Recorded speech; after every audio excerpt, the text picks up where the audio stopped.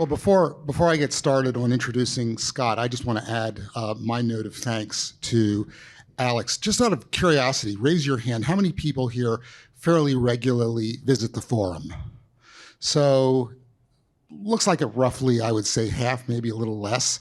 We like to think we do good work at the Bogle Center and at this conference, but the forum is really where the bulk of the work gets done. It's where people come with their questions, some of them very easy, simple, basic questions, some of them more advanced questions, and it's where an enormous amount of education gets done. Thousands of posts a week, tens of thousands of threads, most of which, or almost all of which, convey extremely useful information to ordinary investors like all of us here. So again, a round of applause for Larry for making the forum the place that it is, because without him, it would be overrun with trolls. Because that's the natural history of forums. You have to be constantly battling that entropy, and that's what Larry and Alex and Sue and their associates are doing. Well, all right. 30 years ago, I was a modestly bored neurologist scribbling about finance, not knowing that I would be spending the last half of my adult life doing it and writing about it, until I heard from Scott, who looked at a few of the things that I had written and said, Bill, you write tolerably well, and you seem to be able to do the math, and that is a very useful combination. You actually have a future ahead of you in financial writing, so keep at it, Bill. And so I did, and it's largely thanks to Scott that I'm here talking to you tonight. Scott graduated MIT half a century ago, more than half a century ago. He tells me, amble over to Harvard to take lessons in writing from Archibald MacLeish. If you can remember who Archibald MacLeish was, very famous poet who fought in the First World War, among other things. He, I believe, started out at the Boston Herald and then wound up at the Dallas Morning News, where he ran a syndicated columnist, hundreds of newspapers read by millions and millions of people, a well-beloved financial writer. But more importantly than that, he did important stuff. He wrote a very influential book called The Coming Generational Storm with economist Larry Kotlikoff, and even more important than that, he wrote a white paper for, I believe it's the National Center for Policy Analysis, Reinventing Retirement Income in America, which is one of the major reasons why so many millions of Americans now have default options in their 401k plans of target date funds. And if that's not a major accomplishment, I don't know what is. But even more famously than that, he's the inventor of the couch potato portfolio. And there's a very famous story about the financial theorist Harry Markowitz, who knew about more assembling efficient portfolios than anybody else on the planet. And when Jason Zweig asked him for the Wall Street Journal how he designed his portfolio, he said, well, something like, I want to minimize regret. I'm going to split things 50-50, so I own half stocks and half bonds. And it fell to Scott to define what that portfolio was for millions of people. A very successful portfolio, indeed it is. So without further ado, I'd like to ask Scott to come up and address you all.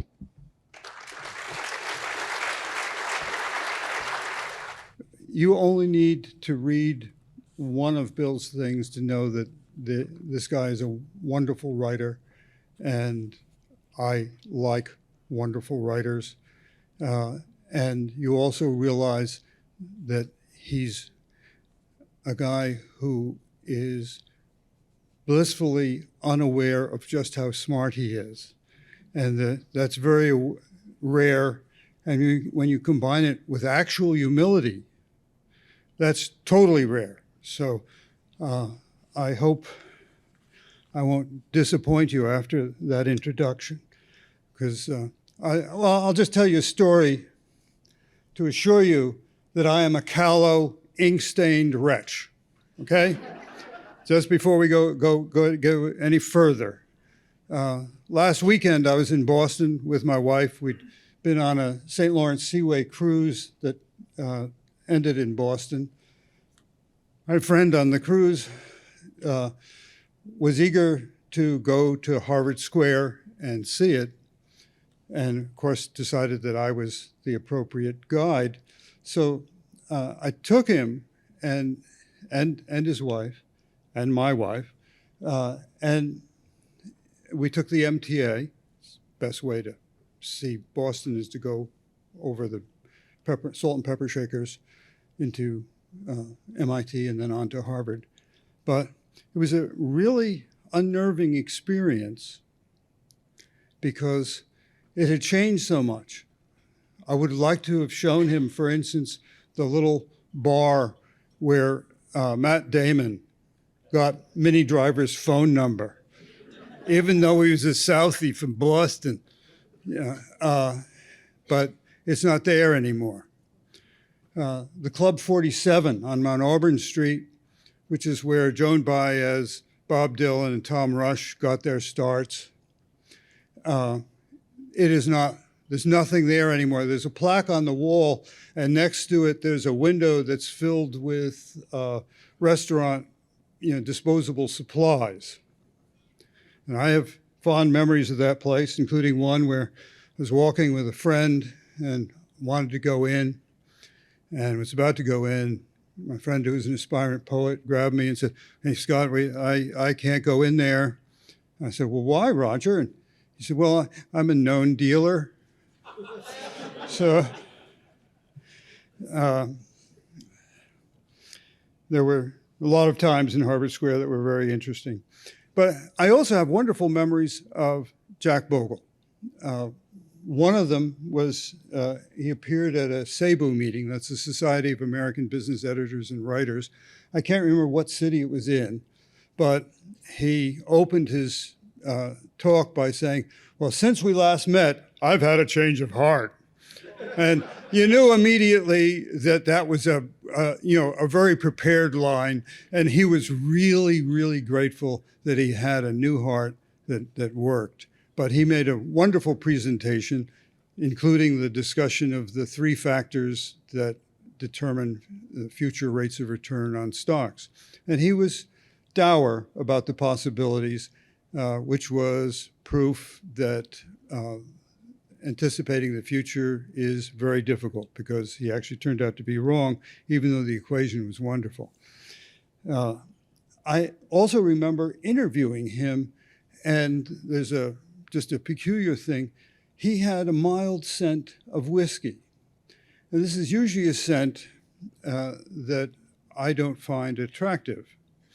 But he wore it like a gentleman's aftershave that you could get from Penhaligon. There was just something wonderful about it. And I don't know, I just found him to be a very magnetic guy. I think for all the reasons that he is so admired. He really was very serious about being the investor's friend, and he was a titan.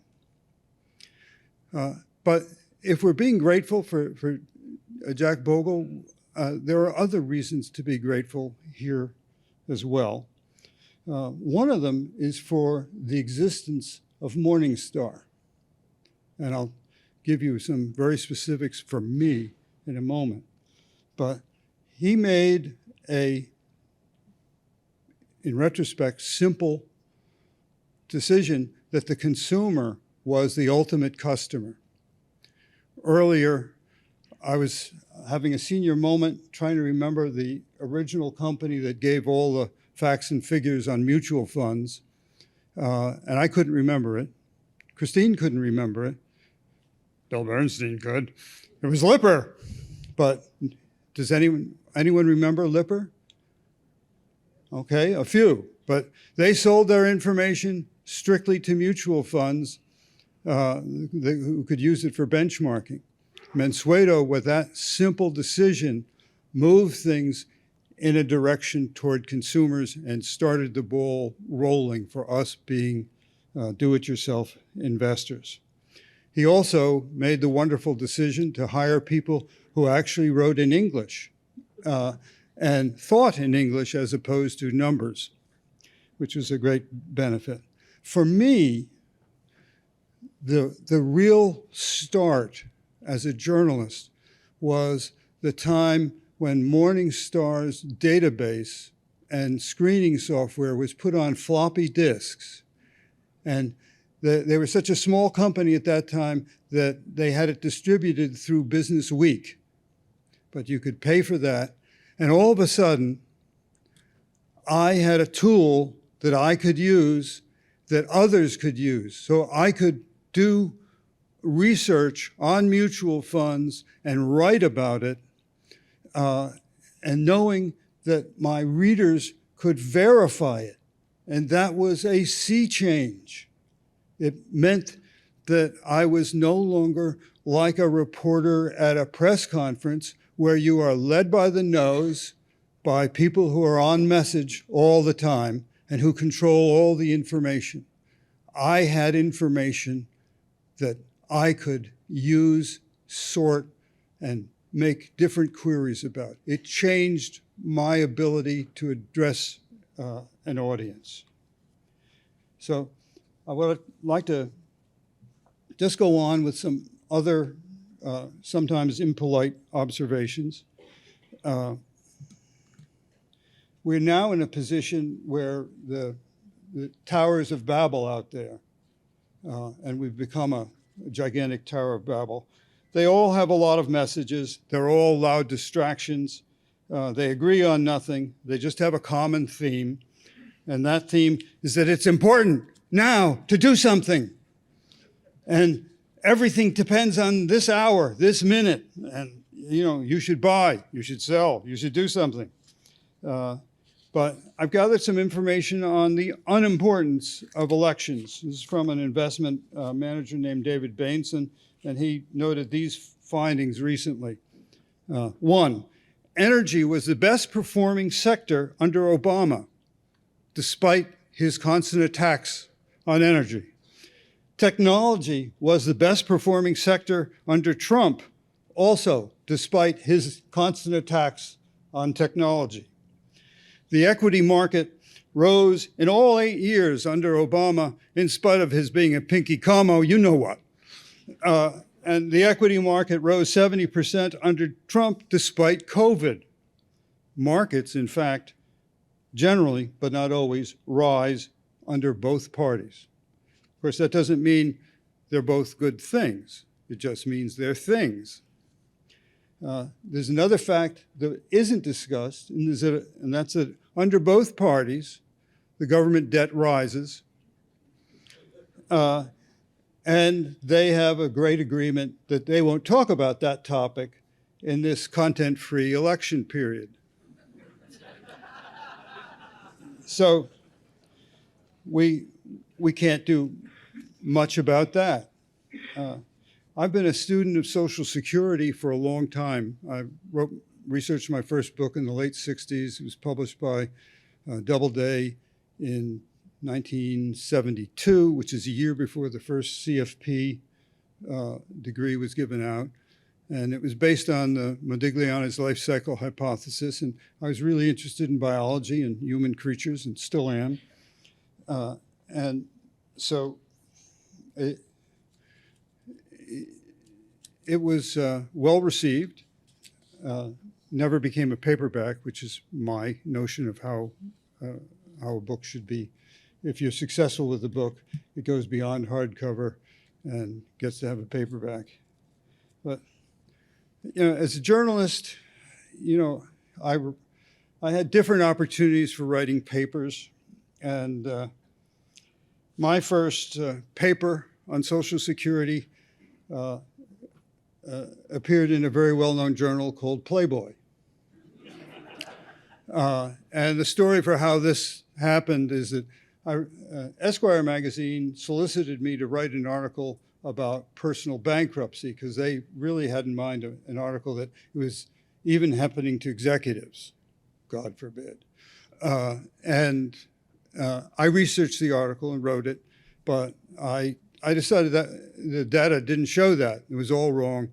And so I wrote an article on bankruptcy as a political act, and that, tons of people going and declaring personal bankruptcy deliberately just before the then coming presidential race. Well, Esquire didn't like that. It wasn't their idea. So they sent a kill fee, and I redirected the article to my column in Boston Magazine. And then Playboy called Boston and wanted an article on bankruptcy. So I wrote the article, researched it, and it appeared in Playboy. And you would think that an idea like, let's do nothing and let's be slothful, would be really popular. People would immediately grasp it. But it's not. It's a slow idea. And I'll give you some ideas about it. Earlier this year, I think it was in January, February, John Reckenthaler, whose writing I also love, he noted that index funds now account for half of all fund assets. That means they've removed hundreds of billions, I guess at this point trillions, from active asset management. Now, that can't happen overnight, but it's taken half a century. So I want to give you some kind of relative measures. Scholars tend to choose Charles Ellis's The Loser's Game in 1973 as the kind of bellwether thing on how professional managers can't beat the market because they were the market. I had a different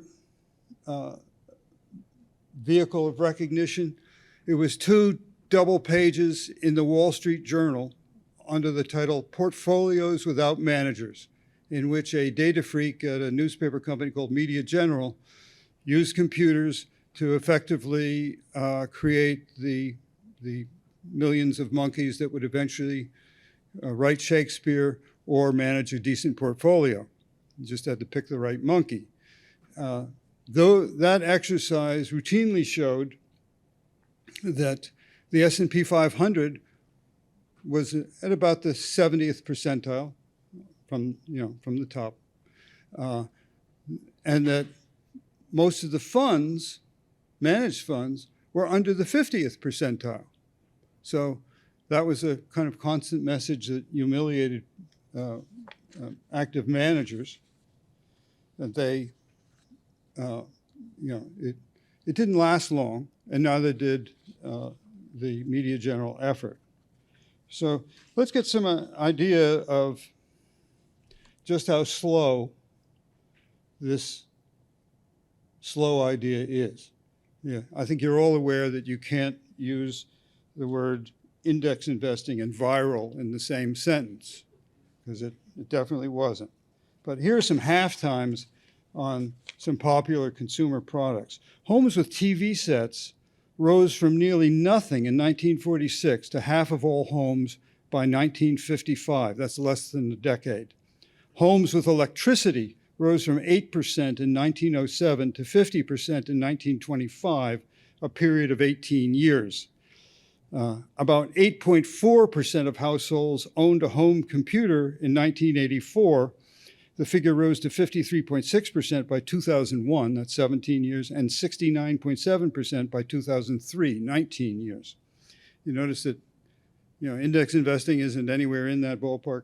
Henry Ford started producing the Model T in 1918.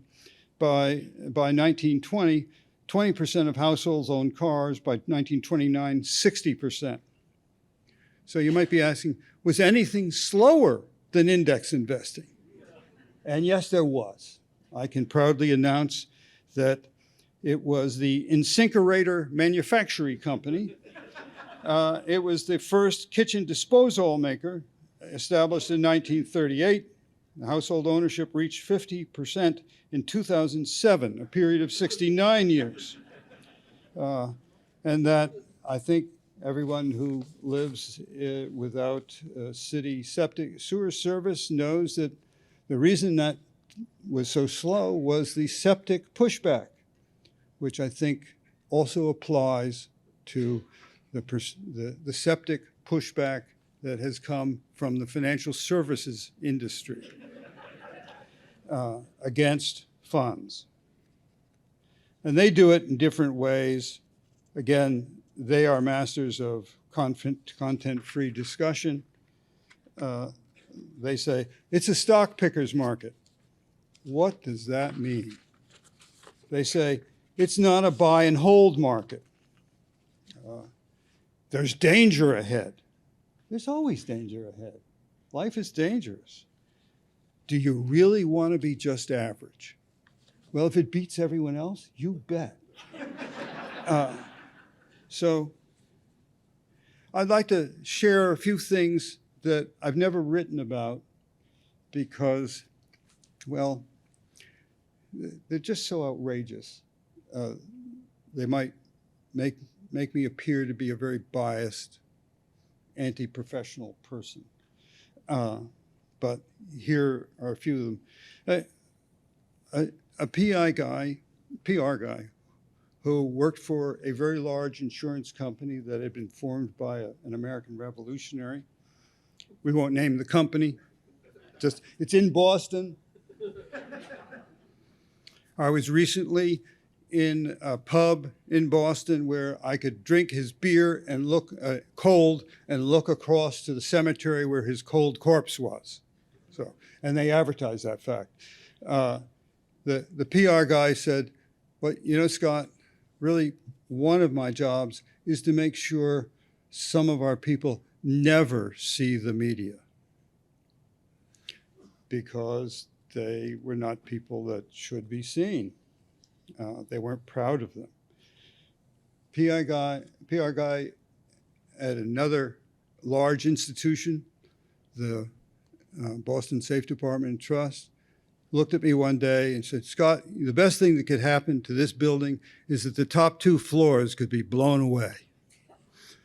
And I kind of looked at that. And he was right. 2 guys named Monk and Christian later made a takeover offer, and the top 2 floors were in effect blown away, but unfortunately they were not impoverished. Another guy who is the head of a trust operation for the largest bank in Boston. I had this experience because a guy had negotiated to write a newsletter for their advisory group, and the many vice presidents kept shooting down everything that he did. And he thought I had enough credibility that I would be able to get by this army of vice presidents. And I had written a thing suggesting, okay, CD rates aren't very good now, but Treasury bills are much higher because of the way the return on Treasury bills is calculated compared to CDs. And because they're from the Treasury, and I didn't go on much further than that. And he looked at me and said, well, we really can't write that. That money that, stays in the bank, all that goes straight to our bottom line. And I was biting my tongue, I wanted to say, can you spell fiduciary? And I didn't, because I knew that was hopeless. And to give you another idea of just how tone deaf this trust operation was, they were called the first advisory. I can't remember, having a senior moment. But if you turn it into an acronym, it was fiasco.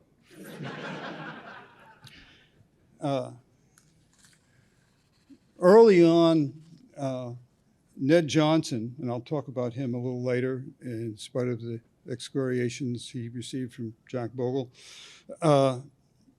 asked me to help write the original discussions of the Fidelity Equity Income Fund, which is one of the first funds that sought a higher dividend yield than the S&P 500, but also growth. So I wrote that, and then years later, I go to interview the anointed prince who managed that fund very successfully, Bruce Johnston. I meet him at the Four Seasons in Irving, Texas. I always feel lucky when I'm in a Four Seasons, which isn't very often. So I was having breakfast with him, and his breakfast arrives, and he sends it back. How many of you have ever sent a breakfast back from anywhere, let alone a Four Seasons? So I asked him, what is this all about? And he said, well, they didn't meet my requirements. I said, do you have a lot of requirements? And he said, yes, I do. And I said, could I see them? And he gave me 2 pages of typewritten requirements for his princely presence. And so, that kind of made me think about, that maybe egos get a little bit big in financial services if they don't start big. Another is an experience with Peter Lynch, revered figure. He published an article in Worth magazine in which he declared, much like Dave Ramsey, that you could take 7% from your investments in stocks and never run out of money because stocks return 10% and you reserve 3% for inflation and 7%. So at that time, which is around 1995, there wasn't the kinds of software we have now that you can get online. So I went and visited with a broker friend who had the American Funds software called Hypo, and we ran a number of examinations about, okay, how many people would survive at different rates. And well, it turned out to be a disappointing number at 7%. I can't remember what it is, but the column is on my website. So then I called Lynch. And he was kind of flustered. And he said, well, I checked it with our quant. I'll give you a message about quants in a moment. And it turned out, actually, that he hadn't written the article. It had been ghostwritten. And, I don't know what Lynch did to check it, but there it was, making declarations that are impossible. So he was the first Dave Ramsey.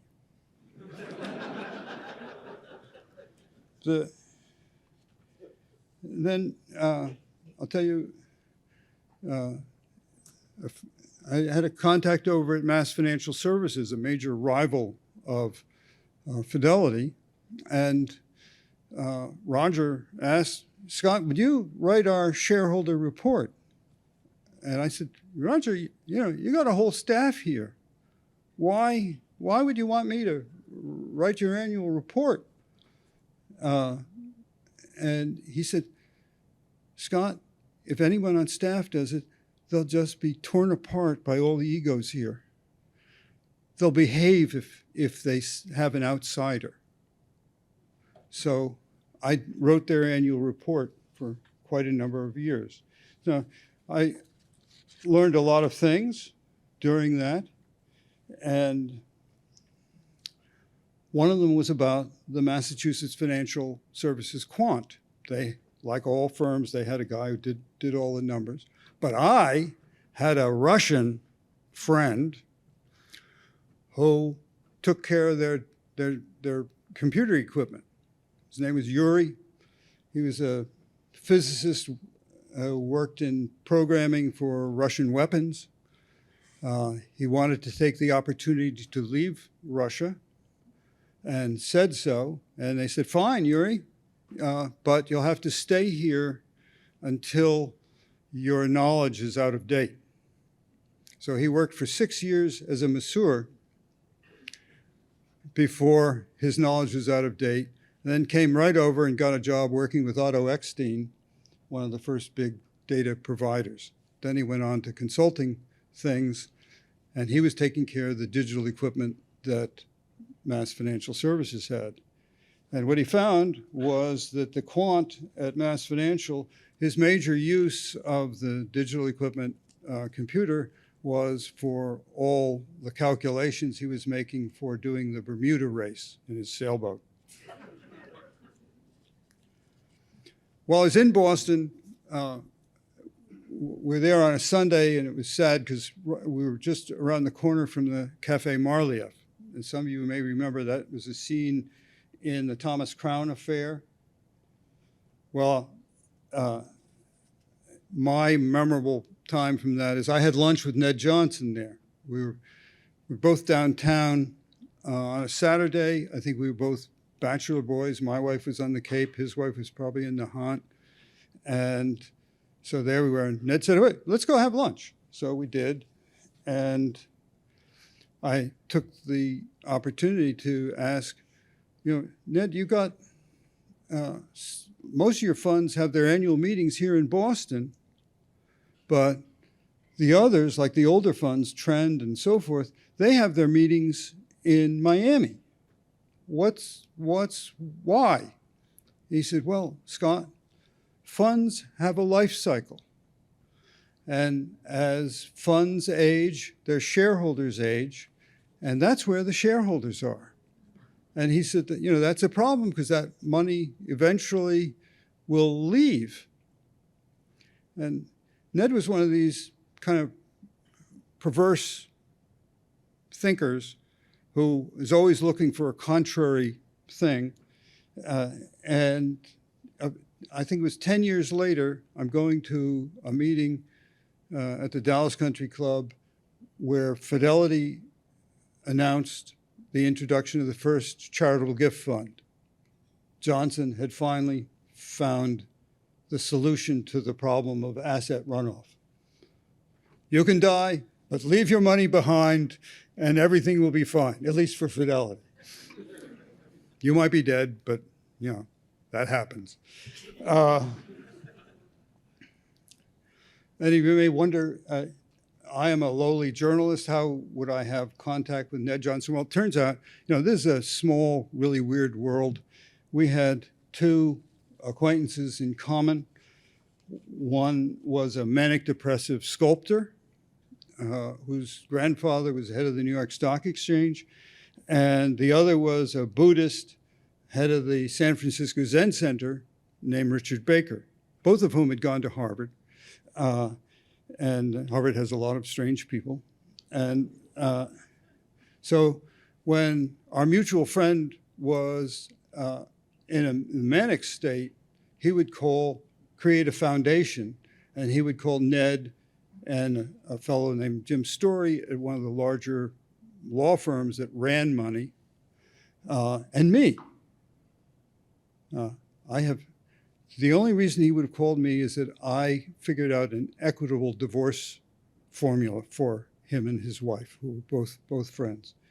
But I would watch him try to get some money from them to support his manic idea, of which he had many.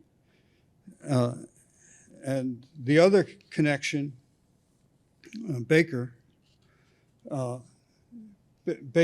some of you may know, he's the Roshi who was kicked out of the San Francisco Zen Center after he failed to recognize where his wife ended and Paul Hawkins' wife began.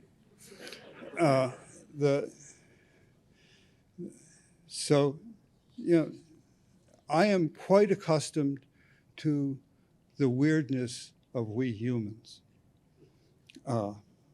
And one of the things that I think is wonderful about this group, and I really wish I'd been here participating in it earlier, longer, is I think everyone here has a sense that money just has a place. It is not everything. And I think everyone here is wise enough to know that if a problem can be solved with money, it's not a real problem. The problems that get us are the ones that tear our hearts out, and they have nothing to do with money. So anyway, let's go a little further into why the media and financial services are a problem.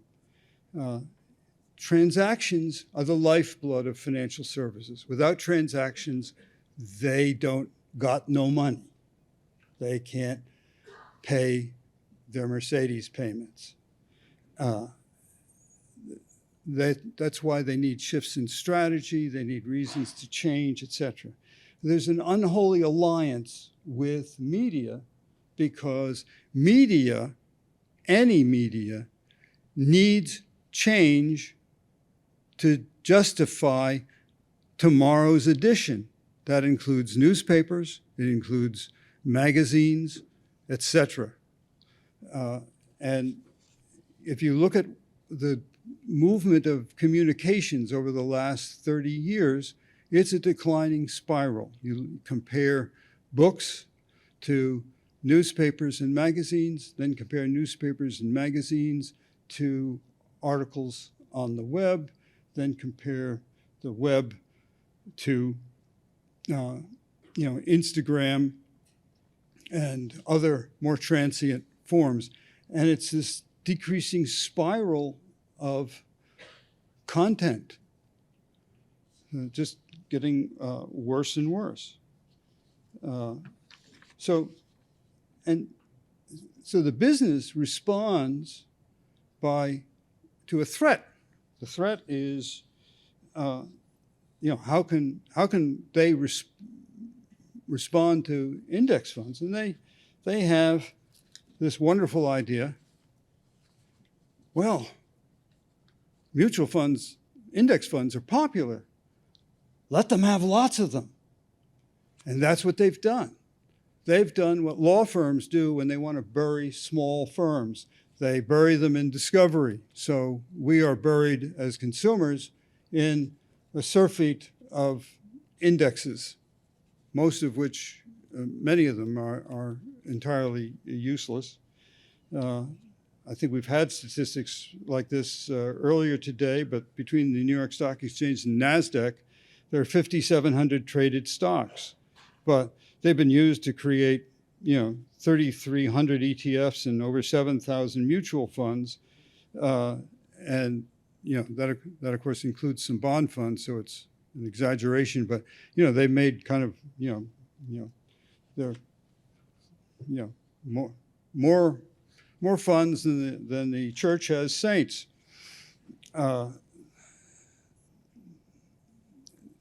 They've also gone on to create a whole bunch of other diversions that keep us from the main message. Life cycle funds. All the research on life cycle funds shows that their only benefit, which is a major one, is that they keep people from making a lot of transactions. So they're good in that sense. But every bit of research shows that there's no agreed way to invest. All the formulas are different.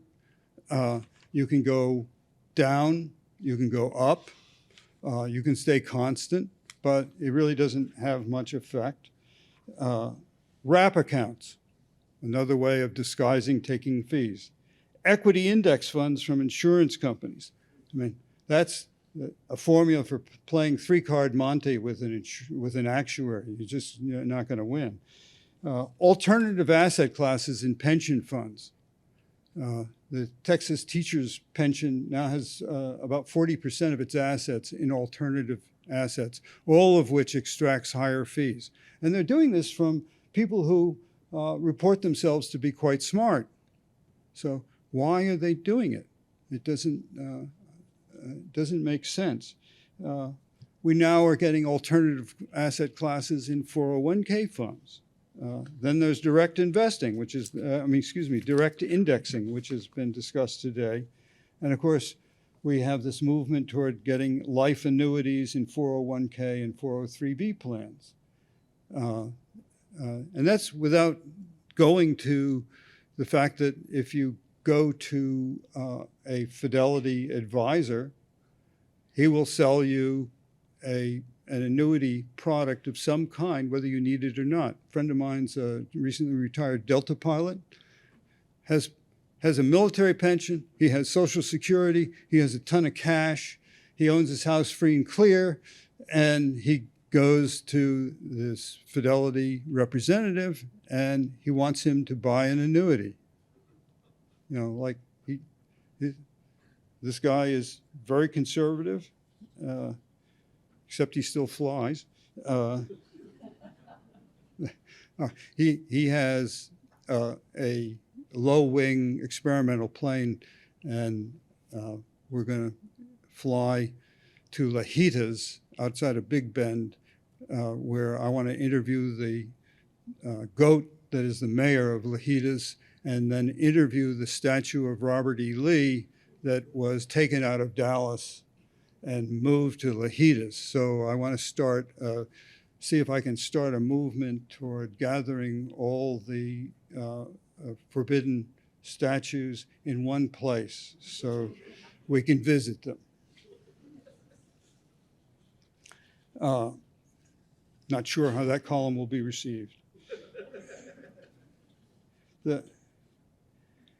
The other major problem we have is that, you know, we are wired to want a yes or no answer. And there's any number of sociopaths who will be delighted to give us our yes or no answer with great confidence. Yes, I can do that for you. Yes, and you will have a superior performance. We have the smartest people.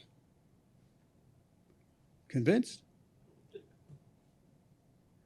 The trouble is that all the answers that we look for, and that was made evident in the discussion of portfolio survivor rates today, are mushy. They're probabilistic. That was the great thing that Bill Bengen introduced. You know, he brought people up to date with data that actually showed how things performed. And there's a story I like to tell. I call it the missing bullets problem. This is how things get misrepresented. During World War II, they were concerned during the war about the number of planes that were not coming back. So they gathered the military people and a bunch of mathematicians in a room, a hangar filled with airplanes, and they examined them and counted the bullet holes and looked at the areas where they found the most bullet holes, and they started discussing, well, we could add some armor here, and we could add some armor there. It might protect those places where the bullet holes are. Then a number theorist, Abraham Wald, came in, and he said, well, no, that's really not the answer. And they asked him why, and he said, well, we need to know where the missing bullet holes are. And they looked at him, didn't quite understand. And he said, well, if you assume that the bullets holes are distributed randomly, the missing bullet holes are the ones on the planes that didn't come back. And that actually is an example that put into money management of survivor bias. If you're only counting a limited sample, you're not getting the real number. And that's another way that the mutual fund industry misleads people, because the relative performance is significantly higher if you account for all the mutual funds and ETFs that are quietly interred when no one's looking, so that you don't really find out how many, funds were just quietly taken out and shot. Here's some examples. For the year ending 2023, large cap managed funds trailed the S&P index 59.68% of the time. Over 3 and 5 year periods, the percentage rose to 80%. By 20 years, the fail rate rose to 93%. how much more does the industry need to know before they accept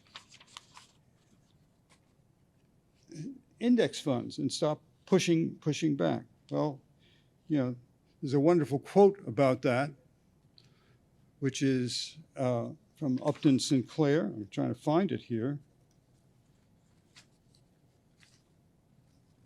But it's to the effect that you can't make a man change his mind if his salary depends on something else.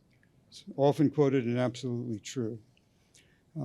These figures go on. Then the SPIVA report has been coming out for, I think it's 23 years now.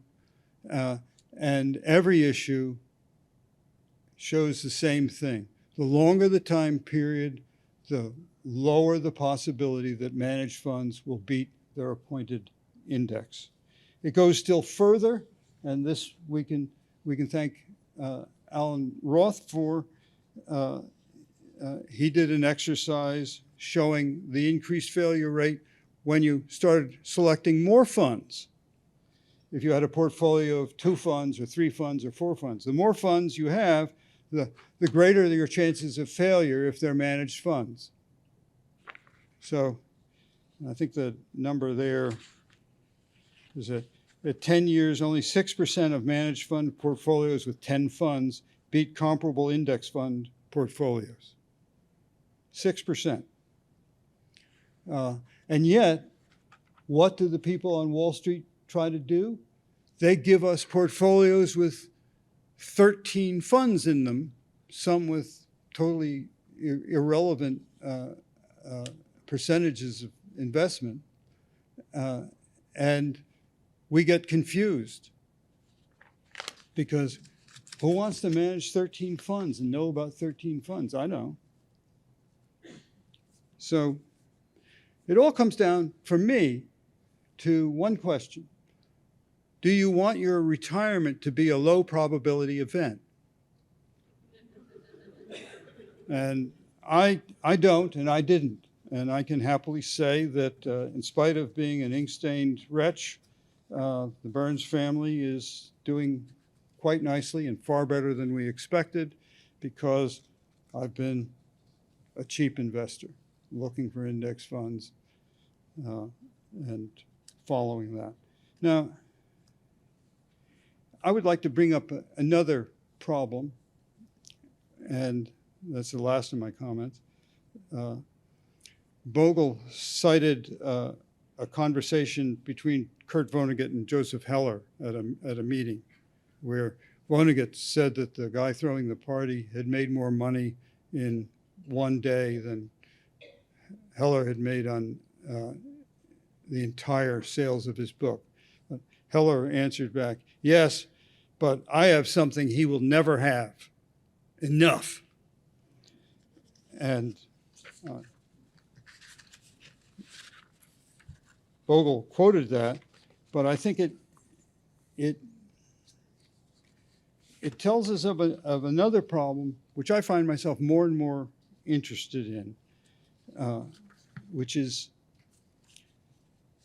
that what we really suffer from, in addition to what I call wealth porn, which is in most financial publications, is wealth addiction. And there's a book by that title by Philip Slater. Slater wrote The Pursuit of Loneliness, American Culture at the Breaking Point in the mid-'60s, very well-known book. And wealth addiction, he wrote in 1983. It's a sign of the times. That book is out of print. But it's something we should study. Thank you for listening.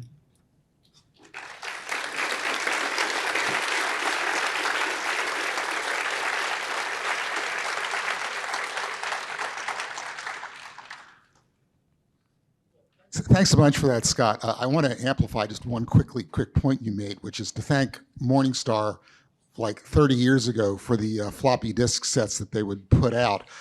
Like you, it gave me a lot to write about. It was $99 a year, Christine, and my favorite, the favorite use I had for it was I would hear some money manager being interviewed by some gullible journalist, and I would immediately fire at my computer, throw in the disk, and see that this money manager was a moron. It was a constant source of joy. So, a couple of questions here. Which column of yours is the one that you're most proud of? I don't know. Yeah.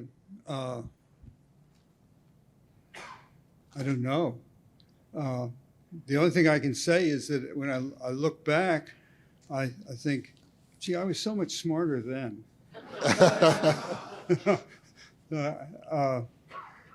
I think the one, I'm really proud of the one about Peter Lynch, because I got to work with a broker with the tools he had and prove something wasn't true. I'm kind of an autodidact, and I don't learn things in the way normal people do. And so I just gather things from everywhere. And I was really glad that I had a friend who was a broker who was also interested in, he's one of the few brokers I know who really wanted to help people. And then one final question, which is, you wrote this very well-known piece about reinventing retirement income in America. If they made you retirement czar of the United States and you had to build the system from the ground up, what would you design?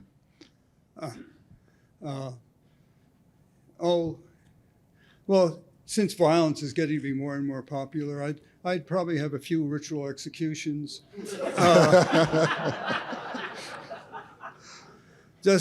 I would like it if the people who got away with creating the crash of 2008 and 2009 actually paid a price. They didn't, and they still go on. The worst that happened is they lost their jobs, but not their wealth. Okay. I know that's a harsh answer, but I mean, I've heard so much BS, and that's why I told the anecdotes that I did.